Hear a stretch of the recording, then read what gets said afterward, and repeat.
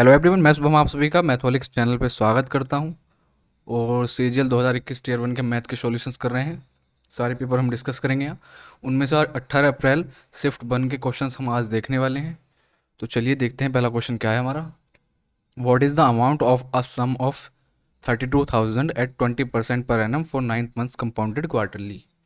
32,000 की राशि त्रैमासिक आधार पर चक्रवृद्धि ब्याज की जाने वाली 20% वार्षिक दर पर 9 महीने में कितने रुपए हो जाएगी, ये हमको बताना है। तो मुझे एक बात बताइए, 20% पूरे साल का रेट है, लेकिन जब इसको हम क्वार्टरली करेंगे तो 1/4 हो जाएगा। इसका मतलब आर हो जाएगा हमारा रेट ऑफ इंटरेस्ट कितना हो जाएगा, 5%। त्रैमासिक के यानी कि एक 3 महीने के हिसाब से जब हम कंपाउंडेड करेंगे उसको, तो 9 महीने में कितना टाइम हो जाएगा, टी बराबर हो जाएगा 3, है ना। बस 5% का मतलब कितना होता है, 1/20।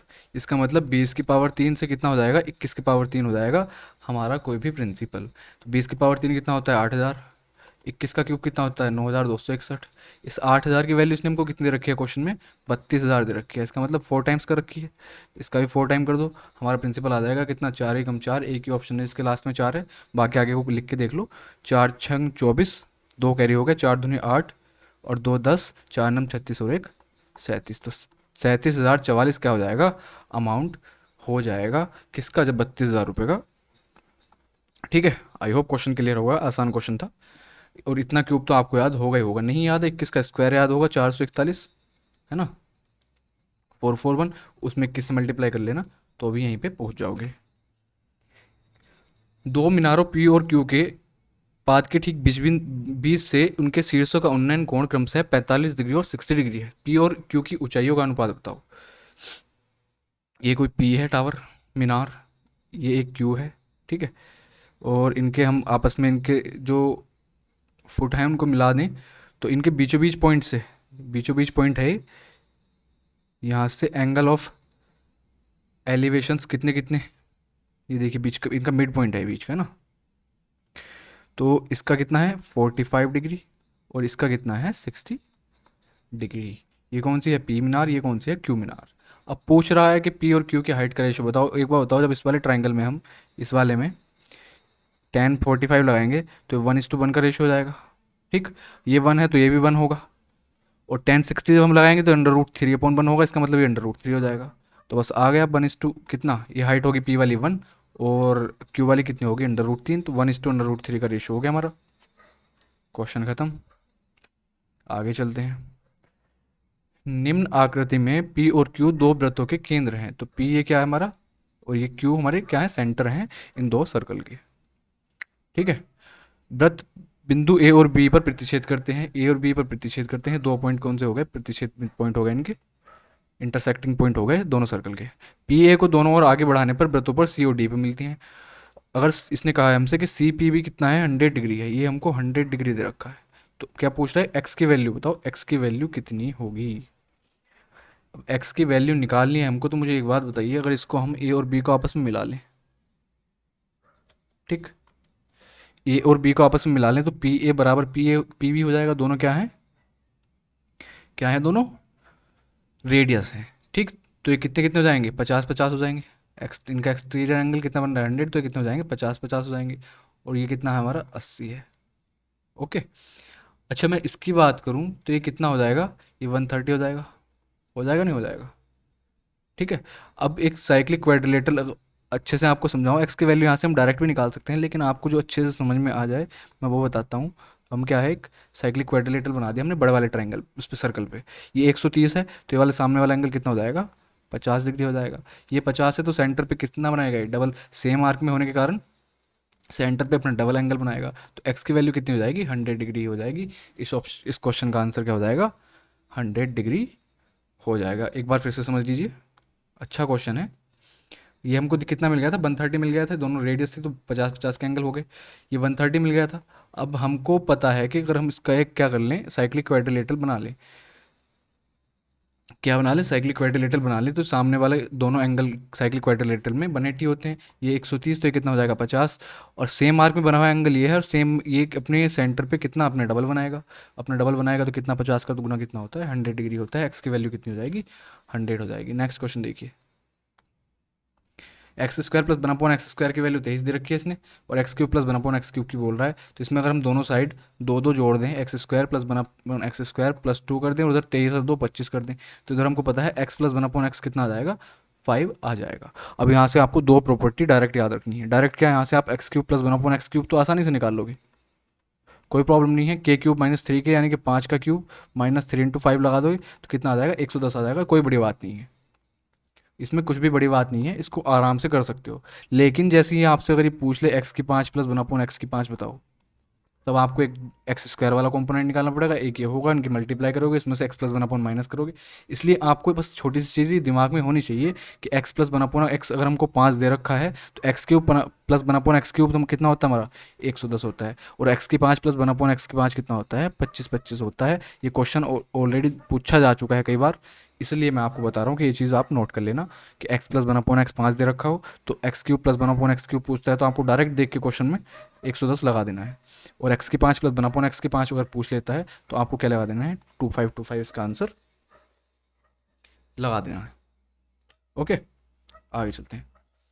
सबसे बड़ी संख्या कौन सी है जिससे 126, 224, 608 को विभाजित करने पर 2, 7 और 19 शेषफल बचता है। इसका मतलब जब इसमें डिवाइड लगाएंगे तो 2 शेषफल बचेगा, तो अगर मैं इसमें से 2 घटा दूं तो 124 बचेगा। इसका मतलब उस संख्या से 124 पूरा पूरा कट रहा होगा। ठीक है, ऐसे ही इसमें से मैं 7 घटा दूँ तो कितना 217 बचेगा। इसमें से मैं 19 घटा दूँ, जितना शेष बच रहा था, तो 608 में से जब 19 घटाऊंगा तो कितना बचेगा, ये 589 है ना, 9 9 18 और 10 608। ठीक है, अब इनका या तो हम एस सी एफ निकाल दें, बड़ी से बड़ी संख्या एस सी एफ निकालना वही होगा, या फिर हम डायरेक्ट एस सी एफ निकाल दो तो भी वही आना है। हम इसको देखें ब्रेक करके तो 4 इंटू कितना आएगा, ये 4 इंटू 4 × 12 4 एकम 4, हमको 31 दिख रहा है। तो 31 इस क्वेश्चन में हमारे ऑप्शन में भी दिख रहा है, 31 क्या हो जाएगा, हमारा आंसर हो जाएगा। और इसको आपको वेरीफाई करना है तो आप डिवाइड लगा के देख लीजिए, तीनों को डिवाइड कर देगा, आपका आंसर कितना हो जाएगा, 31। बाकी आप इन तीनों का एस सी एफ ले लोगे तो भी 31 ही आने वाला है।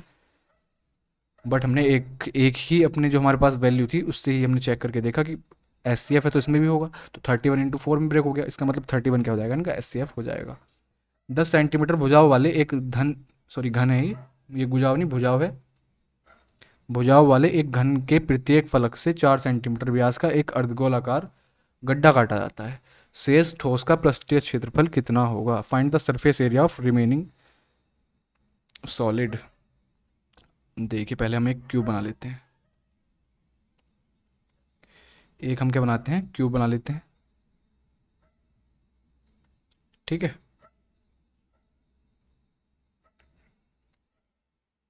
ये क्यूब हो गया। ओके, अब क्या कह रहा है ये कि इसमें से हम एक क्या काटते हैं, एक अर्धगोलाकार गड्ढा बनाते हैं। तो अर्धगोलाकार गड्ढा कैसा होगा, आप थोड़ा सा देखिए कि ये हो गया गड्ढा है ना, और एक ऐसे करके शेप बनेगी ये, कटोरा टाइप, जैसा कटोरा होता है। तो हर सरफेस से ऐसा ऐसा एक कटोरा सा निकलेगा। ठीक, तो ये कह रहा है कि इन कटोरों को निकालने के बाद हर सरफेस से जो बचा है उसका टोटल सरफेस एरिया कितना होगा, ये बताइए। तो कोई ऐसा क्वेश्चन नहीं है कि बहुत ज़्यादा टफ पूछ लिया है, ये क्लास 10th का क्वेश्चन है जिस पे डायरेक्ट फॉर्मूला आज के टाइम में टीचर लिखवाते हैं क्लास 10th में।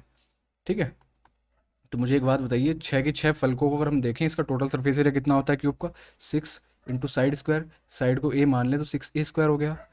उसमें से हमको ये जो ऊपर देखिए कटोरा जो बनेगा, ये हमारा गड्ढा जो बनेगा, गड्ढे के ऊपर एक सर्कल बनेगा, है ना। एक गड्ढे की बात करें तो इस सर्कल को माइनस करना पड़ेगा सरफेस में से, तो माइनस करेंगे πr²। लेकिन 6 सरफेस हैं, 6 के 6 पे गड्ढा बना हुआ है, तो यानी कि 6πr² क्या हो जाएगा, माइनस हो जाएगा। अच्छा, अब इसकी हम स्पेयर की बात करें तो स्पेयर का जो होता है सरफेस एरिया कितना होता है, हेमी स्पेयर का, हेमी स्पेयर का एक का होता है 2πr²। उसको ऐड भी तो करना पड़ेगा ना, जो अंदर की सरफेस है उसका एरिया भी तो ऐड करना पड़ेगा हमको हेमिस्फीयर का। लेकिन 2π² एक का होता है, तो 6 का कितना हो जाएगा, 6 इंटू 2πr²। बस क्वेश्चन खत्म हो गया। 6a² और माइनस 6πr² माइनस के, और ये 12πr² बनेगा तो प्लस के कितने आ जाएंगे, 6πr²। वैल्यू पुट कर लीजिए, 6 इंटू 10 इंटू 10 100 हो जाएगा, ए की वैल्यू 10 है ना, प्लस 6 इंटू 22/7 इंटू आर कितना है हमारा, आर कितना है देखिए, यहाँ से 2 बनेगा, 2 सेंटीमीटर, 2 इंटू 2। ओके, बस क्वेश्चन का आंसर देखिए, ये कितना बनेगा 600 प्लस ये कितना बन रहा है यहाँ 4 दो दूनी चार, 88, 88 इंटू 6 अपॉन 7, अपॉन में 7 आएगा और 600 के आसपास। चलो एक बार कर लेते हैं इसको।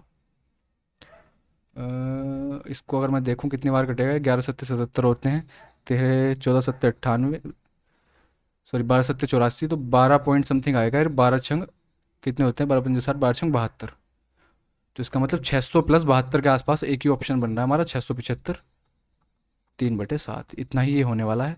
नहीं तो आप चेक कर लीजिए इसको। हमको पता है 600 में कुछ ऐड होगा और ये वैल्यू 100 से ऊपर बन नहीं रही है हमारी। कितनी है, 12 छंग 72 के आसपास ही आ रही है। तो 600 प्लस 72 यानी कि 675 के आसपास है हमारा आंसर। 672 के आसपास कौन सा, एक ही ऑप्शन है, 675 से ही 3/7। अच्छे से समझ लेना इसको। इसका फॉर्मूला कैसे बनाया हमने ये भी देख लेना, मैंने आपको समझा दिया अच्छे से। बाकी आगे देखिए नेक्स्ट क्वेश्चन क्या कह रहा है कि एक वृत्त ट्राइंगल एबीसी में बना हुआ है। तो एक पहले ट्राइंगल ड्रॉ करते हैं। एक ट्राइंगल है, इसके अंदर एक सर्कल बनाते हैं। तो अरे यार आर्ट मेरी काफ़ी अच्छी है तो थोड़ा एडजस्ट कर लेना। ए बी सी, ठीक है। ये कह रहा है कि ए बी बी सी और ए सी पर पी क्यू आर पर टच करता है। ये पी हो गया, ये क्यू हो गया, ये आर हो गया। और इसके बाद इसने क्या कह रखा है हमसे कि A B minus B C 4 centimetre और A B minus A C 2 centimetre, triangle A B C का परिमाप 32 सेंटीमीटर। ए सी बताइए। एक पॉइंट से सर्कल पर खींची गई दो टेंजेंट इक्वल होती हैं। अगर ये एक्स है तो ये भी एक्स होगी, है ना। ये क्या है, टेंजेंट है। एक ही पॉइंट से खींची गई सर्कल पर टेंजेंट क्या होती हैं, इक्वल होती हैं। ऐसे ही ये बाई है तो ये भी बाई होगा, ये जेड है तो ये भी जेड होगा। ये क्वेश्चन हम किसी पहली शिफ्ट में डिस्कस ऑलरेडी कर चुके हैं। सेम डिट्टो क्वेश्चन है, कुछ भी चेंज नहीं किया उसमें। इसमें ए सी पूछा है, उसमें आई थिंक मुझे जहाँ तक याद आ रहा है X plus Z upon by या कुछ ऐसे करके पूछा था। ठीक। ए बी सी का परिमाप 32 है। इसका मतलब हमें, मुझे एक बात बताइए, ट्वाइस ऑफ सब दो दो हो रहे हैं, दो एक्स हैं, दो वाई हैं, दो जेड हैं। Twice of X plus Y plus Z कितना दे रखा है, 32। तो हम यहाँ से कह सकते हैं X plus Y plus Z कितना है, 16। कोई प्रॉब्लम नहीं। अब इसका यूज करते हैं। A B minus B C कितना है, ए बी कितना है, X plus Y, A B X plus Y, minus B C करेंगे तो माइनस बाई कर देंगे और माइनस जेड कर देंगे, तो हमारे पास कितना बचेगा, एक्स माइनस जेड बराबर है 4। ऐसे ही ए बी माइनस ए सी करेंगे, जब हम इसमें से इसको घटाएंगे तो एक्स एक्स तो आपस में कट जाएंगे, हमारे पास क्या बचेगा, by minus Z. By minus Z कितना है, 2 है। अब इनको हम जोड़ दें तो हमारे पास क्या आएगा, X plus Y minus 2 Z equals to 6। इस एक्स प्लस वाई की वैल्यू हम यहाँ से उठा लें तो एक्स प्लस वाई की वैल्यू यहाँ से कितनी है, 16 माइनस जेड। इसको यहाँ पुट कर देंगे तो 16 minus Z minus 2 Z equals to 6, या माइनस के 3 जेड इजगल्स टू -10। या जेड की वैल्यू कितनी आ जाएगी, जेड की वैल्यू कितनी आ जाएगी, 10, एक मिनट, 10/13। ठीक है। आई होप क्वेश्चन आपको ये यहाँ तक क्लियर हो गया होगा। जेड की वैल्यू हमने निकाल दी, हमको क्या निकालना है, ए सी निकालना है। तो अभी एक्स की वैल्यू और चाहिए हमको, बिना एक्स की वैल्यू का काम चलेगा नहीं। तो एक्स की वैल्यू हम कहाँ से निकाल सकते हैं, यहाँ से निकाल सकते हैं। एक्स माइनस जेड बराबर 4 है, तो एक्स बराबर क्या हो जाएगा, 4 प्लस जेड। और जेड की वैल्यू कितनी है, 10/3। तो यहाँ से कितनी आ जाएगी, 22/3 एक्स की वैल्यू। ओके, हमारे पास एक्स भी आ गया, जेड भी आ गया, हमको एक्स प्लस जेड ही तो चाहिए। क्या चाहिए हमको, एक्स प्लस जेड ही चाहिए। तो कितना हो जाएगा, 10/3 और 22/3। एक मिनट, थोड़ा पेन प्रॉब्लम कर रहा है मेरा, ये पेन की टिप ख़त्म हो गई। तो 22 और 10 32/3 आ जाएगा। ऑप्शन नंबर 20 क्वेश्चन का करेक्ट आंसर हो जाएगा। एक मिनट रुकिए।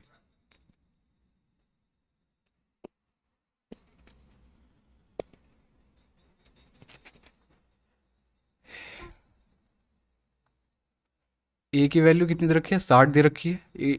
इसमें अगर हम पुट करते हैं तो क्या होगा, थोड़ा एडजस्ट कर लेना, पेन थोड़ा साइड ठीक ना चले हो इस वीडियो के अंदर। इसकी टिप खत्म होगी, टिप चेंज करनी पड़ेगी मुझे।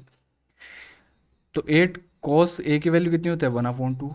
सेक ए की कितनी होती है, सॉरी सेक 60 की कितनी होती है, 2 होती है। ठीक है। और tan ए की कितनी होती है, √3। तो √3 का स्क्वायर करेंगे तो कितना आ जाएगा, 3 आ जाएगा। तो मुझे एक बात बताइए, 1/2 cos 60 की वैल्यू है, इस 8 को 4 बार काट देगा ये, तो कितना बनेगा, ये 4 प्लस 7 दूनी 14 हो गए, -3। 14 4 18 -3 कितना, ऊपर से कितना आ गया, 15 आ गया। नीचे वाले की बात करें तो 60/2 करेंगे, यानी कि साइन 30 हो जाएगा। तो कितना बनेगा, 10 इंटू 1/2, नीचे से कितना आएगा, 5 आएगा।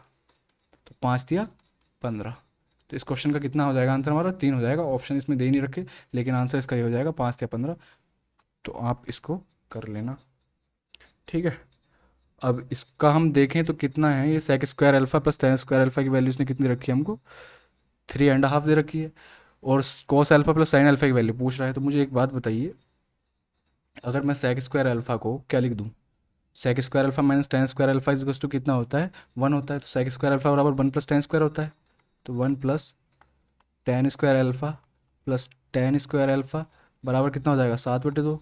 यहाँ से मैं कह सकता हूँ कि ten square alpha two ten square alpha कितना हो जाएगा, ये 1 इधर आके -1 हो जाएगा। तो कितना बनेगा, 5/2। या टेन अल्फा की वैल्यू कितनी हो जाएगी, 5 बटे सॉरी टेन स्क्वायर अल्फा की हो जाएगी 5/4। और टेन अल्फा की बात करूँ मैं तो इसका अंडर रूट लगा देंगे, है ना, जो बनेगा कितना, अंडर रूट 5/2। अब एक ट्राइंगल ड्रॉ करते हैं, ये अंडर रूट 5 है, ये 2 है, तो 5 और 4 कितना हो जाएगा, 9, यानी कि कितनी आ जाएगी, 3। तो हमसे क्या पूछा है, कोस अल्फा और साइन अल्फा, तो 2 प्लस अंडर रूट 5/3 हो जाएगा, ऑप्शन नंबर बी, ठीक है। इन दोनों P plus B upon H ही तो होता है, cos alpha plus sine alpha. आगे चलते हैं। एक पुरुष एक महिला एक लड़का एक काम को 3, 4 और 12 दिनों में पूरा कर सकते हैं। उसे काम को पूरा एक दिन में पूरा कराने के लिए कितने लड़कों को एक पुरुष और एक महिला के साथ सहायता करनी चाहिए। यहाँ से टोटल वर्क कितना है, 12 है। इफिशिएंसी इनकी कार्यक्षमता देखें तो एक पुरुष की कितनी आ जाएगी, 4, 4 या 12, महिला की कितनी आ जाएगी, 3। और लड़के की अगर हम बात करें, तो लड़के की कितनी हो जाएगी, 12 कम 12।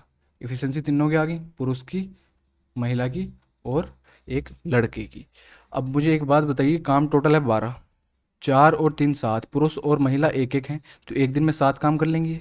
बचा हुआ जो 5 काम है वो किससे करवाना है, लड़कों से करवाना है। ये पूछ रहा है कितने लड़कों की ज़रूरत पड़ेगी, एक लड़का एक दिन में एक काम करता है, तो 5 काम को करवाने के लिए कितने लड़के चाहिए हमको, 5 ही लड़के चाहिए। आंसर क्या हो जाएगा, 5 हो जाएगा। आगे चलते हैं। 10 मीटर और 17 मीटर ऊंचाई वाले दो स्तंभों भूतल से सिपित हैं, यानी कि फिक्स हैं, ठीक है। स्तंभों के आधारों के बीच की दूरी 24 मीटर है, उनके शीर्षों के बीच की दूरी बताइए कितनी होगी। ये 10 मीटर का कोई एक पोल है, और ये हमारे पास एक 17 मीटर का पोल है, और इनके बीच की डिस्टेंस 24 है, कितना है, 17 मीटर का है। अच्छा, ये इनकी क्या पूछ रहा है, ये डिस्टेंस पूछ रहा है कि इनके शीर्षों के बीच की डिस्टेंस बताओ क्या होगी। तो एक बात बताइए, अगर हम बेस के पैरेलल यहाँ पे लाइन खींचते हैं तो ये कितनी हो जाएगी, भी 24 हो जाएगी। ये कितनी बचेगी, टोटल 17 है, ये 10 है, तो ऊपर की 7 बचेगी। 7, 24, 25 के ट्रिपलेट से कितनी आ जाएगी, 25, यानी कि ऑप्शन बी इस क्वेश्चन का करेक्ट आंसर हो जाएगा। बिल्कुल हलवा क्वेश्चन था। 2014, 16 और 17 में कैंप ए में नामांकित छात्रों का 15, 18, 19 में कैंप बी के नामांकित छात्रों के साथ अनुपात कितना होगा। 14, 16 और 17, कैंप ए वाले देखें 14 में कितने हैं, 160, 16 में 140, तो 160, 140, 300 हो गए। और कौन सा कहा है इसने, 17 कहा है, 300 और 220, 520 हो गए, ठीक। अगर हमारे नज़र ऑप्शन पे जाए तो हम यहीं से डायरेक्ट कह सकते हैं कि इसका आंसर ये होने वाला है, क्योंकि 520 यानी कि 52, 13 चौके 52 होते हैं, तो एक 13 इसमें फंसा हुआ है, तो ये हो सकता है। 99% चांस है कि ये हो सकता है। बाकी चेक कर लेते हैं। जल्दबाजी में हो तो आप टिक करके बड़ा आराम से निकल सकते हो, रिस्क यहाँ पे ले सकते हो। 15 में देखें बी वाला 240, 18 में बी वाला कितना है 200, तो कितना हो गया 240 और 200, 440। और 19 में बी वाले कितने हैं 280, तो 440 और 80 कितने हो गए 520, और 200 720। 4 से डिवाइड करेंगे 40 से, 0 से 0 कट गया, ये 4 से 13 बार और 4 से 18 बार, तो 13:18 क्या हो जाएगा, इसका आंसर हो जाएगा। हम डायरेक्ट कैसे कह सकते थे कि 52 के अंदर हमको पता था एक 13 आएगा, किसी और ऑप्शन में इस तरह का पहला कोई 13 आ नहीं रहा है ना, ये नहीं है, 15 है, 22 है, तो हम डायरेक्ट कह सकते थे कि 13:18 इस क्वेश्चन का आंसर हो जाएगा। A plus B minus C is to 5, A B minus B C minus A C is to 10, तो A square plus B square plus C square की वैल्यू बताओ। इसका होल स्क्वायर कर दो डायरेक्ट, हमको दिख रहा है ये ट्वाइस वाले टर्म्स रखें और स्क्वायर करेंगे तो ये आएगा।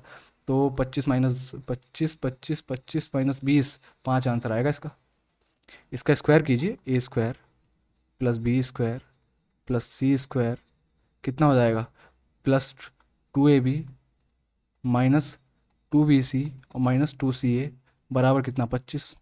इसकी वैल्यू हमको निकालनी है, इसकी हमारे पास है, इसमें से मैं 2 कॉमन ले लूँ तो हमारे पास अंदर कितना बचेगा, A B minus B C minus C है ना, बराबर 25। या 2 इंटू इसकी वैल्यू कितनी दे रखी है इसने हमको, 10 दे रखी है, तो 20 हो जाएगा ये। तो 25 माइनस 20 कितना हो जाएगा, 5 आंसर आ जाएगा किसका, A square plus B square plus C square का। देखिए 5 जिस ऑप्शन में आ गया ना, मुझे लग रहा है कि इसमें आंसर 5 हो ही गया है। नेक्स्ट क्वेश्चन देखिए। श्याम अपनी कार को 30 किलोमीटर 45 किलोमीटर प्रति घंटा की चाल से चलता है। अगले 1 घंटा 20 मिनट के लिए वह इसे 51 किलोमीटर प्रति घंटा की चाल से चलाता है। तो पूरी यात्रा के लिए उसकी औसत चाल कितनी होगी, या औसत चाल ज्ञात कीजिए। औसत चाल एवरेज स्पीड क्या होती है, total distance upon total time. तो टोटल डिस्टेंस की बात करूँ तो 30 किलोमीटर तो ये चला ही, ठीक, प्लस 1 घंटा 20 मिनट किस स्पीड से चला है, 51 की स्पीड से। तो यहाँ से डिस्टेंस निकाल सकते हैं ना। 1 घंटा 20 मिनट का मतलब 1 घंटा और 20 मिनट को भी बदल लें तो 1/3 हो जाएगा, 4/3 हो गया। 4/3 घंटे तक वो चला है 51 की स्पीड से। तो 17 से 51 और 17 चौके कितने होते हैं, 68। इसका मतलब 68 स्पीड यहाँ से आ गई। अपॉन टोटल टाइम 1 घंटा 20 मिनट ये हो गया, और 45 की स्पीड से जब वो 30 किलोमीटर जाएगा तो कितना चलेगा, 15×3 = 30, 15×45 इंटू 60 कर देंगे मिनट में बदलने के लिए, तो कितना आ जाएगा 40 मिनट। 40 मिनट ये, 1 घंटा 20 मिनट ये, यानी कि 2 घंटे हो गए टोटल। तो कितना हो गया 98/2। इसका मतलब एवरेज स्पीड कितनी होगी इसकी, 49 किलोमीटर पर घंटा। ठीक है, आगे चलते हैं। 400, अरे यार ये तो आपको दिख भी नहीं रहा होगा, मैं थोड़ा इसको अच्छे से लिख देता हूँ। देखिए ये फ्रिक्वेंसी जो है ये 400 है, ये 450, ये 500, और ऐसे 100 50 बढ़ा के है, ये 650 है, ये 700 है। ठीक, ये 30 लिखा हुआ है, ये 45 है, ये 65 है, ये 60 है, ये 55 है, और ये 35 है। अब क्लियर होगा बिल्कुल।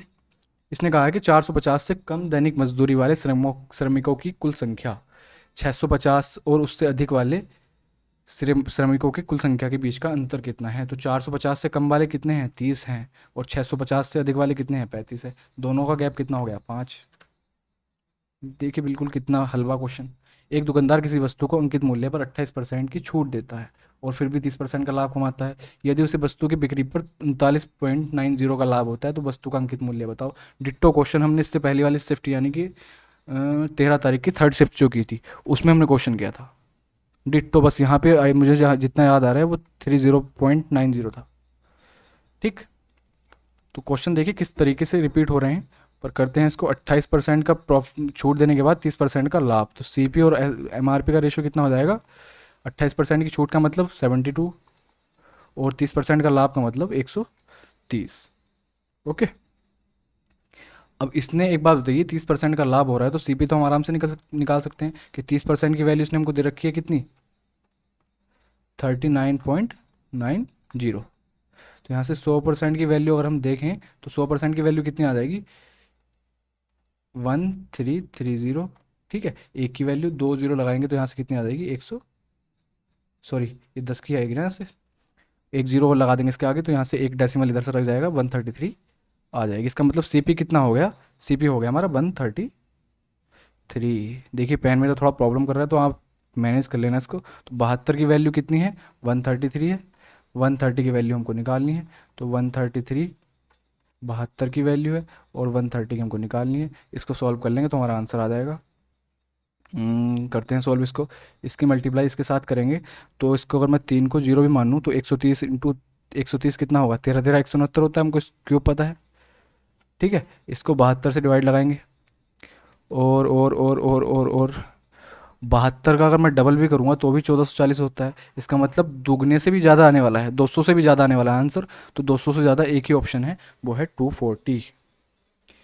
ठीक है, 200 से भी ज़्यादा हमको पता है कि देखिए अगर मैं 0 को अलग कर दूँ और इसको 169 भी मानूँ, 169 में 72 से भी डिवाइड लगाऊँ तो हमको पता है 72 दूनी 144 होते हैं, है ना। तो 200 से तो बड़ा आंसर आना ही आना है, और 200 से बड़ा सिर्फ और सिर्फ एक ही ऑप्शन है। आगे चलते हैं। एक नाव धारा की दिशा में 56 किलोमीटर 3.5 घंटे में तय करती है। स्थिर जल में नाव की चाल और धारा की चाल का अनुपात 3:1 है। नाव धारा की दिशा में 41.6 किलोमीटर की दूरी तय करने में कितना समय लेगी। मुझे एक बात बताइए, स्पीड सेम है और सेम दिशा में चलना है हमको, है ना। तो स्पीड तो दोनों की सेम है, अपोजिट देता तो बात भी थी कुछ। धारा की दिशा में यहाँ दे रखा है हमको और धारा की दिशा में यहाँ दे रखी है। स्पीड सेम है तो जो डिस्टेंस का रेशियो होगा वही किसका, टाइम का रेशियो हो जाएगा। यहाँ 56 किलोमीटर जा रहा है, यहाँ 41.6 जा रहा है, तो डिस्टेंस का रेशियो कितना है, डिस्टेंस का रेशियो है 56:41.6। इसको मैं डिवाइड करूँ किससे, 8 पंजे चले 8 दूनी 8 से करूँ तो 8 तत्ते 56, और ये कितना बनेगा, 8 पंजे 40 और 8 दूनी 16, 5.2। अब इसने हमको टाइम का रेशियो भी यही हो जाएगा, है ना। मैंने कहा ना आपको कि स्पीड यहाँ पे जो धारा की दिशा में जा रहा है, यहाँ भी धारा की दिशा में जा रहा है, तो स्पीड दोनों की सेम है, स्पीड सेम तो डिस्टेंस और टाइम का रेशियो सेम होगा। तो 7 की वैल्यू इसने 3.5 घंटे दे रखा है, इसका मतलब आधा कर रखा है इसका। तो 5.2 का आधा कर देंगे, कितना आ जाएगा 2.6, यानी कि ऑप्शन नंबर ए इस क्वेश्चन का करेक्ट आंसर हो जाएगा। एक दुकानदार ने 4600 रुपये में एक मेज को और 1800 रुपये में कुर्सी को खरीदा। मेज पर 10% का लाभ और कुर्सी को 6% के लाभ पर बेचता है, तो कुल लाभ प्रतिशत बताइए कितना होगा। तो 4600 का 10% 460 हो जाएगा। 1800 का 6%, 18×5 90, 18×6 108, 108 हो जाएगा। ओके, अब इनको जोड़ोगे तो कितना आएगा, 8 6 और 5, 568 आ गया। इसका मतलब 568 रुपये का उसको फ़ायदा हुआ है। कितने पे हुआ है 568 का फ़ायदा, 4600 ये 1800 ये कितने हो जाएंगे, 8 6 14, 6400 पे। कितने पे, 6400 पे इंटू 100, परसेंटेज निकालना है। तो हमारे पास कितना आ गया, ये आ गया 8 से डिवाइड करें इसको तो कितना आएगा, 8 7 56, 8 एकम 8 और 8 अट्ठे 64, 71/8, ये बनेगा 8 अट्ठे 64 और 7, हाँ ठीक है, कितना बन जाएगा 8 सही 7/8, इस क्वेश्चन का हमारा आंसर बन जाएगा। नेक्स्ट देखिए, एक वस्तु की कीमत 20% कम हो जाती है जिसके चलते ग्राहक इसका 360 रुपये में 2 kg अधिक वस्तु खरीद पाते हैं, तो प्रारंभिक मूल्य बताइए। एक बात बताइए मुझे, पैसे तो उसको स्पेंड बराबर ही करने हैं, और कई बार समझा चुका हूँ इसको मैं, कांस्टेंट प्रोडक्ट कांस्टेंट पे क्वेश्चन है ये। तो प्राइस का रेशो किस रेशो में बढ़ा है, कम हुआ है 20%, तो 5 दूनी 10, इसका मतलब 5 से 4 हुआ है। तो क्वांटिटी का रेशो क्या हो जाएगा, क्वांटिटी का रेशो इसका उल्टा हो जाएगा, क्वांटिटी का रेशो कितना हो जाएगा 4:5। अब मुझे एक बात बताइए, यहाँ पे 1 का गैप आ रहा है, लेकिन 1 kg का हमारे एक्चुअल में जो है उसने 2 kg दे रखा है। ठीक, 1 की वैल्यू 2, तो 4 की वैल्यू कितनी हो जाएगी 8 kg। इसका मतलब स्टार्टिंग में वो 8 kg खरीद रहा था, जब रेट कम हो गया तो 5 यानी कि 10 खरीद रहा है वो, तो 2 का गैप भी मेंटेन हो गया। अब 8 kg कितने रुपए में खरीद रहा है, 360 में, तो बता दीजिए 360/8 कितना हो जाएगा, 8 चौक 32 और 8 पंजे 40, 45 रुपये kg पहले ले रहा होगा, लेकिन बाद में 20% कम कर देगा, तो कुछ भी यहाँ से हम बता सकते हैं। ओके, आगे चलते हैं। 3 संख्याओं का योग 98 है। पहली संख्या दूसरी संख्या से अनुपात 2 3, और दूसरी संख्या और तीसरी संख्या से अनुपात 5 8, तो तीसरी संख्या बताओ। जो भी कुछ होगी 8 का मल्टीपल तो होगी, कितने, एक ही ऑप्शन है 48। इतने कॉन्फिडेंस में लगा तो दिया, फिर भी एक बार चेक करना चाहो तो कर लो। मुझे पता है इसको बी को इक्वेट करने के लिए, दूसरी संख्या को इक्वेट करने के लिए हमें पता है इसमें 3 से भी डिवाइड लगाना पड़ेगा, तो 8 और 3 दोनों का मल्टीप्लाई होना चाहिए। 8 या 24, 24 का मल्टीप्लाई 48 ही है, एक ही ऑप्शन है। अभी भी समझ नहीं आ रहा तो देखो, इससे आसान कुछ नहीं हो सकता। ऐसे लिख के 5 दूनी 10 इक्वेट कर लीजिए बीच वाले नंबर को, 5 या 15 और 8 या 24, 15 24, 15 10 25 और 24 49, 49 की वैल्यू कितनी दे रखी है 98, डबल कर रखी है, तो 24 की कितनी हो जाएगी 48। नेक्स्ट क्वेश्चन देखिए, what is the ratio of the number of TV sets sold by company A to the company B in 2015। तो मैं आपको बता दूं, देखिए आपको शायद ये विजिबल ना हो, पढ़ा ना जा रहा हूँ आपसे। ये जो नीले वाले हैं ये तो टीवी सेट्स मैन्युफैक्चर, यानी कि 64 ए में अगर 64 मैन्युफैक्चर हुए हैं तो percentage of TV sets sold, तो 75% उनमें से बिक गए हैं। पहले वाले मैन्युफैक्चरिंग वाले हैं और दूसरे वाले परसेंटेज हैं जो बिके हैं, सेल हुए। ठीक है, तो इसने क्या कहा है कि कंपनी ए द्वारा बेचे गए टीवी सेटों की संख्या, कंपनी ए ने 64 में से 75% बेच दी है, 64 में से 75% बेच दिए। इसका रेशो किसके साथ बताना है, कंपनी बी में। कंपनी बी ने 90 बनाए थे और 64% ही बेच पाए, तो 90 इस टू इंटू 64%, तो 64 से 64 कैंसिल, 15 पंजे 75, 15 छक्के 90, 5:6, ए ऑप्शन आंसर आ गया। नेक्स्ट देखिए, ये मेरे पास थोड़ा टाइम कम था, मैं इसको बना नहीं पाया, नहीं तो मैंने ये क्वेश्चन ऑलरेडी पहले शिफ्ट में आ रखा है, मैंने वहाँ पे अच्छे से इसकी फिगर वगैरह बना के आपको प्रोवाइड करवा दी थी। अगर किसी को देखना हो तो उसमें जाके देख सकते हैं, नहीं तो कोई पेपर उठा लो, वहाँ पे भी आपको इतना थोड़ा सा धुंधला ही दिखने को मिलेगा। क्वेश्चन देखिए हमारा क्या कह रहा है, स्कूल सी में ये स्कूल में परसेंटेज है बच्चों का, और ये स्कूल में गर्ल्स और बॉयज़ का परसेंट वो है, रेशियो है। ठीक है, तो स्कूल सी में लड़कों की संख्या, स्कूल ए में लड़की की संख्या का अनुपात बताइए। स्कूल सी में टोटल बच्चे कितने हैं 24%, और यहाँ पे देखिए रेशियो क्या है इन बच्चों का 5:3, यानी कि 5 3 8 की वैल्यू 24% है, 8 की वैल्यू 24%, तो 1 की वैल्यू कितनी हो जाएगी 3%। तो यहाँ से लड़के कौन से हैं, ये वाले हैं, तो 3% का मतलब 3 या 9, 3 की वैल्यू कितनी हो जाएगी 9। इसी तरीके से हम ई की बात करें, ई में कितने हैं, 15% है, और यहाँ देखें तो कितना लड़के और लड़कियों का अनुपात कितना है, 4:1 है। तो 4 और 1 5, 5 की वैल्यू 15% है ना, 15%। तो एक की वैल्यू कितनी हो जाएगी, 3%। लेकिन हमको यहाँ लड़कियाँ देखनी है, लड़कियाँ कितनी है, 4, तो 4 की वैल्यू कितनी हो जाएगी, 4 थी और 12। तो यहाँ से इनका रेशियो कितना आ गया, 3:4 का option number A. Next question देखिए, ए बी सी में ए का समद्विभाजक बी सी पर बिंदु डी पर मिलता है, ए बी 9.6, ए सी इतना, बी डी इतना, तो ए बी सी का परिमाप बताओ। एंगल वाई सेक्टर पे क्वेश्चन भाई आना ही आना है, तो आप जितने लोग भी इसको देख रहे हो सी एच एस एल वाले अच्छे से प्रिपेयर होकर जाइए, किसी न किसी शिफ्ट में तो एंगल वाई सेक्टर पे आपको मिलने ही मिलने वाला है। एंगल वाई सेक्टर थ्योरम जरूर पढ़ के जाइए, ठीक है, इंटरनली और एक्सटर्नली दोनों पॉइंट पे देखे जाइए कि कैसे कैसे हम फॉर्मूला उनका अप्लाई करते हैं। ये डी पे कर रहा है, हमको पता है इनका इसका इसका रेशियो इसके और इसके रेशियो के बराबर होता है, इतना तो हमको पता ही है, एंगल वाई सेक्टर थ्योरम यही तो कहती है। ए बी कितना दे रखा है, 9.6, ए सी कितना दे रखा है, 11.2, बी डी कितना दे रखा है, 4.8, डी सी की वैल्यू, सॉरी परिमाप पूछ रहा है, तो सबसे पहले तो हमें सी डी की वैल्यू निकालनी है। एक बात देखिए, इसका डबल कर रखा है 48 दूनी 96, तो इसका डबल यहाँ होगा, इसका मतलब हाफ कर देंगे 112 का, कितना होता है 56 या 5.6 कह देंगे। अब सारी की सारी तो हैं, सबको जोड़ दो, परिमाप आ जाएगा। पेरीमीटर कितना आ जाएगा, 4.8 हम जब 11.2 में जोड़ेंगे तो 11 4 15 और 1 16, प्लस 9 5 14 और 6 6 12, तो कितना हो जाएगा 15.2, तो 16 और 15 31.2 क्या हो जाएगा, इसका पेरीमीटर हो जाएगा। नेक्स्ट क्वेश्चन देखते हैं, सबसे बड़ी संख्या, find the greatest number 2 3 4 A 5 B ज्ञात कीजिए जो 22 से विभाज्य है लेकिन 5 से विभाज्य ना हो। तो सबसे पहले हम ऑप्शन देखेंगे 5 से कौन सा कट रहा है, अगर कट रहा है तो उसको हटा देंगे। जैसे पहला ऑप्शन 5 से डिवाइड हो रहा है तो किसी काम का ही नहीं है। कोई और ऐसा है कि जो 5 से कट रहा हो, 5 से नहीं कट रहा, क्योंकि नंबर हमको ऐसा चाहिए जो 5 से डिवाइड ना हो रहा हो। अब इसमें 11 और 2 हैं, तो वो नंबर 2 से भी कट रहा होगा, तो ये भी नहीं हो सकता, लास्ट में एक आ रहा है, जबकि इवन नंबर आना चाहिए।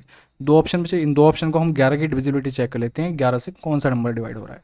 इसको देखें, 6 2 8 और 8 और 3 11, ठीक है, 4 2 6 और 6 5 11, ये नंबर भी डिवाइड हो रहा है। इसको भी चेक करें एक बार, 8 8 3 11, 4 2 6 6 5 11, दोनों नंबर 11 से डिविजिबल हैं। लेकिन स्टार्टिंग में जैसे एक बात लिख दी ना कि बड़ी संख्या ग्रेटेस्ट नंबर, तो 2,34,652 और 2,34,058 में बड़ी कौन सी है, बताइए ज़रा। अब देखिए थोड़ा अच्छे से, बड़ी कौन सी है, बड़ी हमारे पास 652 वाली है, तो ऑप्शन नंबर सी इसका करेक्ट आंसर हो जाएगा। लास्ट क्वेश्चन इस शिफ्ट का, ये देखिए यहाँ पे थोड़ा सा मैंने करेक्शन किया है, तो आपको 4 थोड़ा अजीब सा लग रहा होगा। ये 4 अपनी साइड से मैंने इसमें लिखा है, क्योंकि जहाँ से मैंने इसको कॉपी पेस्ट किया था वहाँ पे यहाँ कुछ और लिखा हुआ था और आंसर इसका फिर प्रॉब्लम करता, मैच नहीं करता। मतलब मैं पेपर भी साथ के साथ चेक करता हूँ कि हाँ पेपर जहाँ से मैं उठा रहा हूँ और पेपर को देख रहा हूँ तो दोनों चीज़ें आपस में ठीक है नहीं है। तो मैंने देखा यहाँ पे 34 था, उसमें कुछ और लिखा हुआ था। सॉल्व करते हैं बाकी इसको, ऑफ वाले को सॉल्व करते हैं। ऊपर 4 8 32, तो 8 या 24 46 प्लस 24 और माइनस 6, 24 और 46 कितने हो जाएंगे, 4 2 6 70, 70 में से 6 जाएंगे तो ऊपर आएगा 64। तो मोस्टली चांसेस हैं डी ऑप्शन के। नीचे वाले चेक कर लेते हैं, 34 और 6 40, तो 4 से 10 बार कट जाएगा, 10 या 30, 37 में से 30 जाएंगे, कितना आएगा अपॉन में 7, यानी कि ऑप्शन नंबर डी इस क्वेश्चन का हमारा आंसर हो जाएगा। तो देखिए हमने क्वेश्चन ऑल 25 क्वेश्चंस इस शिफ्ट के डिस्कस कर लिए और सारे आसान थे, ऐसा कुछ नहीं था जिसमें हाँ बहुत ज़्यादा लॉजिक लग रहा हो। अगर आपको फिर भी कोई प्रॉब्लम आती है तो आप कमेंट बॉक्स में मुझे बता सकते हैं और मिलते हैं नेक्स्ट वीडियो में। Thank you so much.